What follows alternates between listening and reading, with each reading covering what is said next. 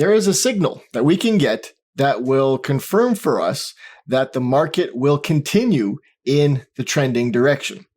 Hi there, I'm Russ Horn, and today I'd like to show you about something called hidden divergence. It is essentially the opposite of regular divergence. It is not counter trend. This is trend following. Hidden divergence will show up and let us know that the market has full steam, full momentum, and wants to make another surge forward.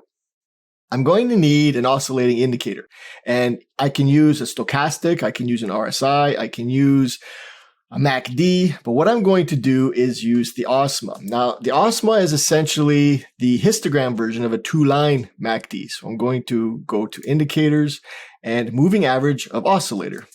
Throw that on the chart.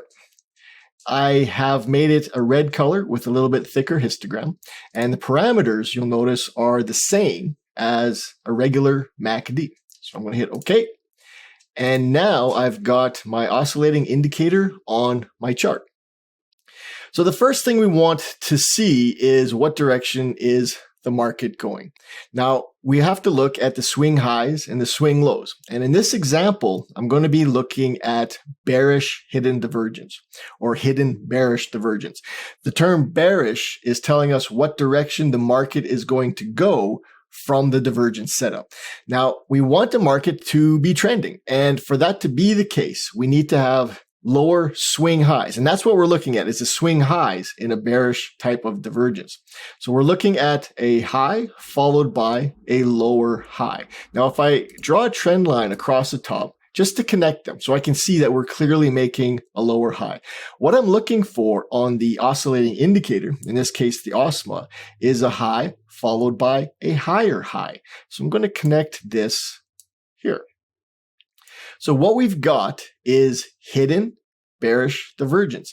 This is also known as slingshot divergence. And that's kind of like this section of the OSMA being an elastic or a slingshot when you pull it back, loading up the momentum, loading up the potential to move forward again. So we've got a swing high followed by a lower swing high, showing us that the market is moving down. We've got the swing high on the oscillator connected to a higher swing high that is loaded up. It has much more potential now, so that the market move to the short side is much more likely. Now, it's called hidden divergence for a reason. It's very difficult for a lot of traders to find and identify. Once you start taking a look for it, though, you are going to see it all over the place. So this is hidden bearish divergence. Let's take a look at hidden bullish divergence. So I've got a section of the market here where the price is making a swing low, and what follows is a higher swing low. And I've connected that swing low with a trend line. What I'm going to do is connect those same swing lows on the indicator with a trend line. I draw them underneath, and I can see that we have divergence. They are not doing the same thing. The slope of the line on the chart is up. The slope of the line on the indicator is down. So it's showing us that we have some divergence there. Now, hidden bullish divergence tells us or shows us, or at least it hints to the fact that we are reloading that momentum, that we are getting ready for a slingshot move, that we are getting ready for a burst upwards. So we have this hidden divergence after a pullback. And now because of that hidden divergence, the market takes off. It really does want to resume the trend. So that pullback was energizing enough for the market to blast forward. So this is hidden bullish divergence. Again, the term bullish comes from the fact that once this divergence sets up, we are looking for a bullish move. We're looking for a move upwards. Here is another example of hidden bullish divergence. Now, when we take a look at the market, so we make a swing low followed by a lower swing low. The indicators do the same thing. This means everything is normal. But in this instance here, we've got a swing low followed by a higher swing low. And that higher swing low is essentially the start of an upward move. We want progressively higher lows in order for an upward move to be established. So we've got a market swing low followed by a higher swing low. Let me connect those. And then I'm going to connect those sections on the indicator.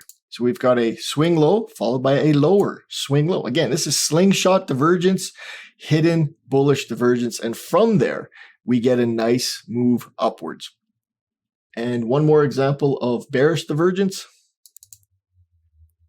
Bearish divergence, we're looking at the tops. So we've got a high followed by a lower high, a downtrend. The market is moving down.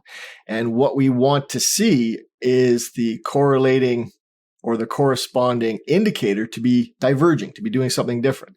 So I'm going to connect the highs, and we can see that the trend line is sloping down. And from here, I'm going to connect the indicator highs as well. But I can see that that line is sloping upwards. So again, they're diverging. They're doing different things. They're angled in two different directions. And that gives us an opportunity to take a short trade, a resumption of that downward trend. Now, again, it's hidden divergence because it's not that easy for most traders to see. But with a little bit of work, a little bit of practice, you are going to get this, and hidden divergence is going to start popping out everywhere that you look. Enjoy this, practice, scroll back on your charts, and try it with a stochastic, with an RSI, with the OSMA, the MACD, with the CCI even, and see what you can come up with. Hidden divergence is a great way to deduce that the market wants to continue in that trending direction, and it's not going to turn around right away.